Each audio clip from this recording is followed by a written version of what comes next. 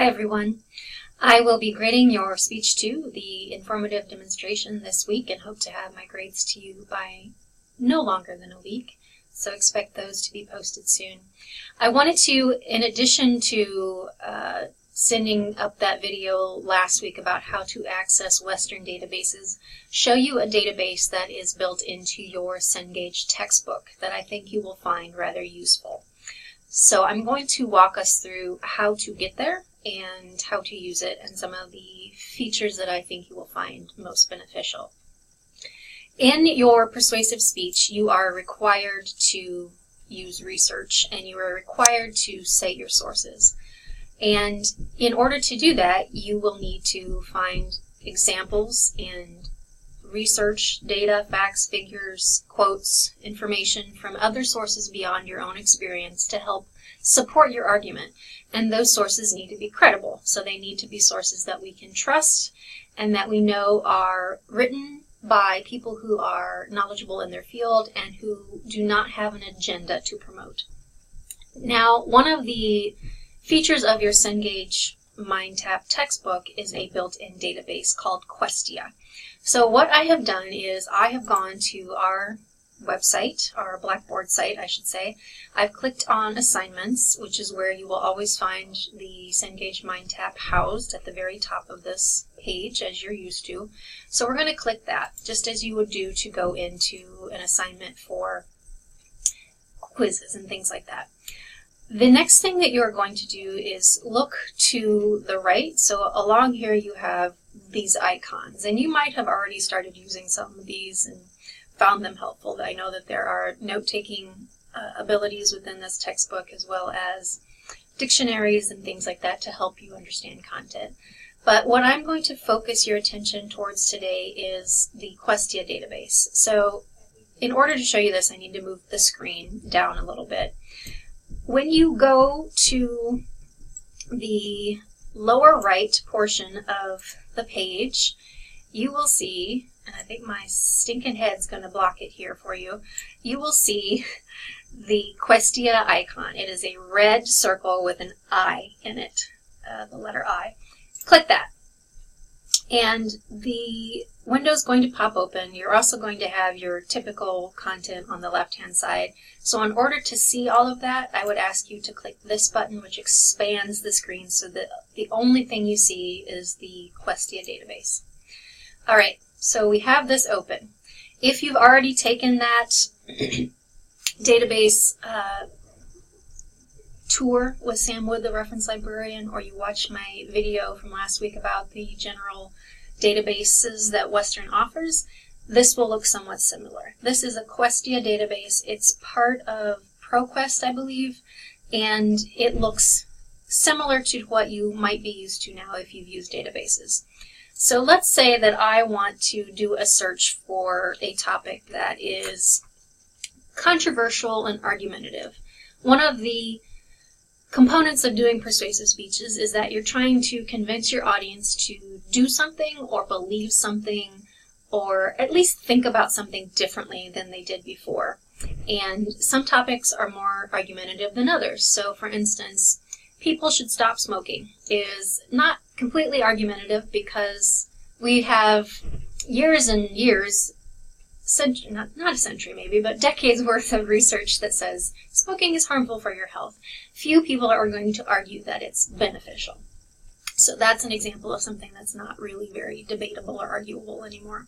But I know one of our classmates is interested in doing the ethics of zoos. So let's talk zoos and humanity and humaneness. So zoos and ethics. I'm going to try that search term.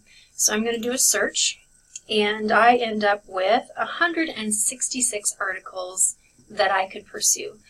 Or not articles necessarily, but sources.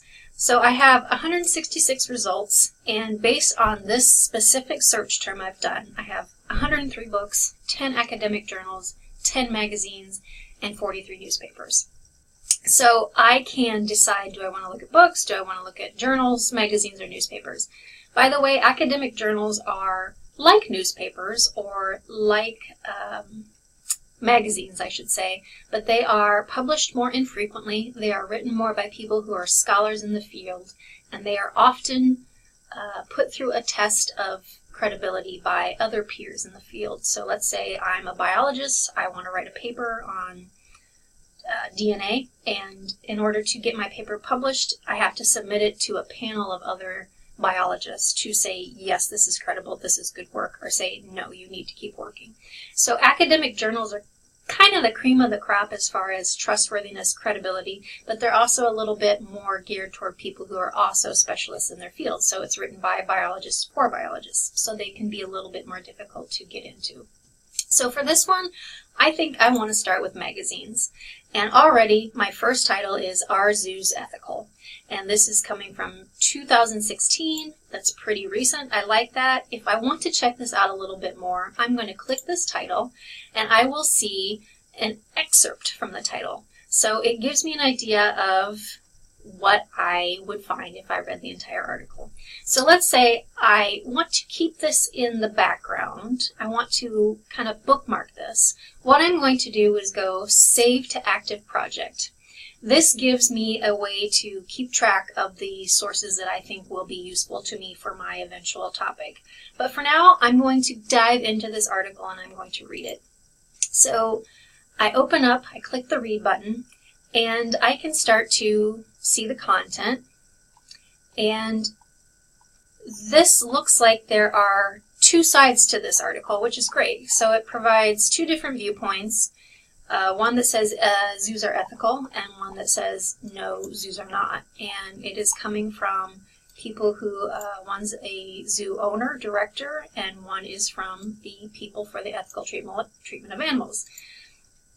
Caveat to that is that PETA, or People for the Ethical Treatment of Animals, not always the most credible source because they do a lot of activism that is questionable, meaning they harm people sometimes, they harm property, and they go very far to promote their point of view, sometimes bypassing the laws of civility, if you will. But if I wanted to use this particular article, I could then decide that, okay, I want to take a look at what this director of a zoo says, and I want to use information that he says. So I will go, conservation is the primary function of zoo. I click once to start selecting an entire passage, and then I'm going to click again here to highlight that entire thing. So this 4-sentence passage has been highlighted. Now I want to use this director's words in my essay. So what I can do is say, cite this passage. And it will give for me the exact passage that I've highlighted. It will give me the in-text citation that I need to put into my essay, my formal outline, and it will allow me to save it.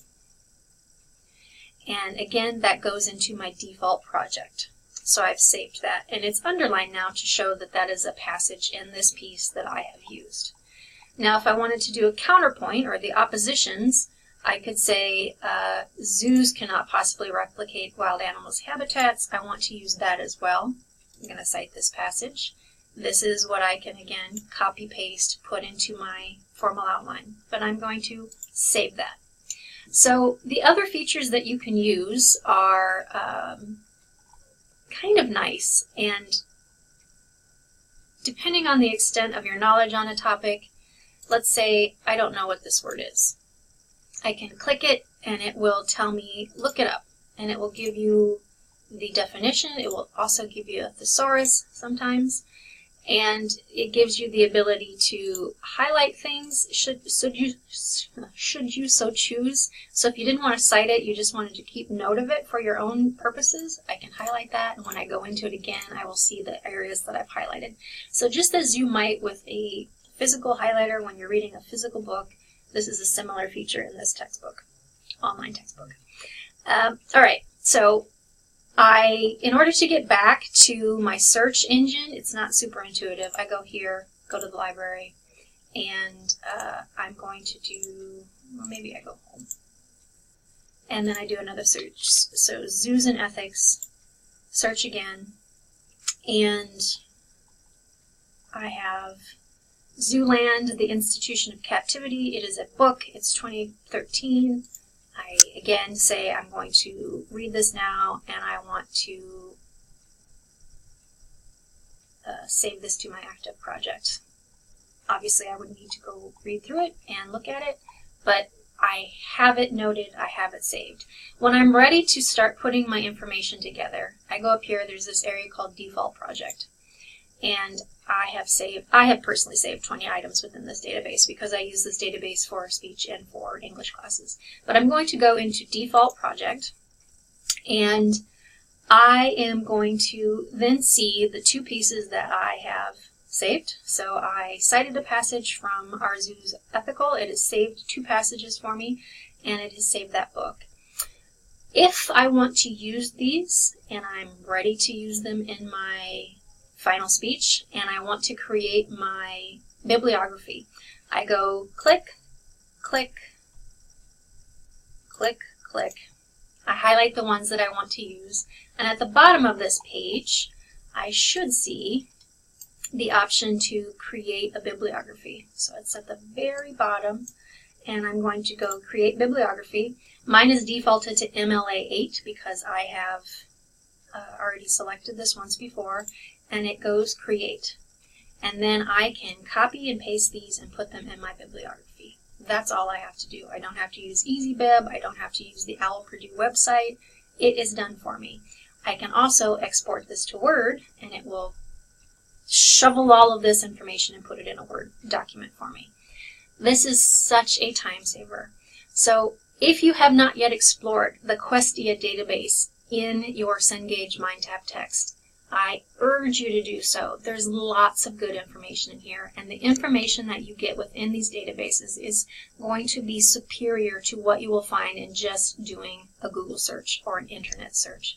So please do look at this database, use it, use the features. There are more features here than I've showed you, but I wanted to give you a very quick, rough kind of walkthrough of what it looks like, and for you to just know about it as a resource for this class or other classes.